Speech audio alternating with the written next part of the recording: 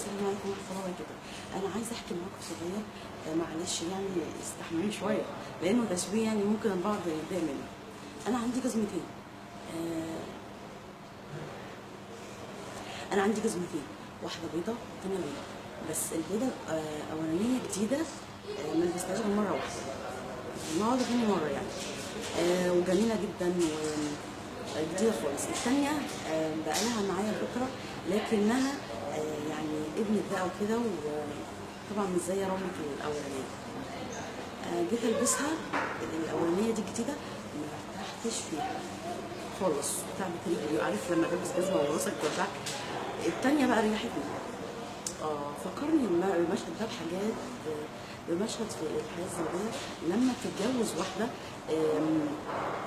او انت لما بتتجوزي واحد عشان شكله بس، عشان شكله حلو بس، هو انت هتعاشريه بشكله؟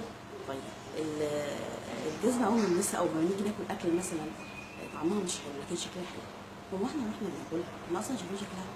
طب والجزمه انت لابسها اصلا، هو انت هتبص على شكلها انت هتحس بالراحه زي لما تتجوز واحده جميله جدا او تتجوز واحد حلو بس. ما بتشوفش الناس تتجوز واحد حلو او انت تتجوز واحده جميله بس في حاجات تانية لازم تكون موجوده فيها. هو عامل زي الورد كده شكله جميل جدا لكن ملوش ريحه، لازم يكون فيه حاجات جميله تخليك تعرف تعيش الحياه ديت.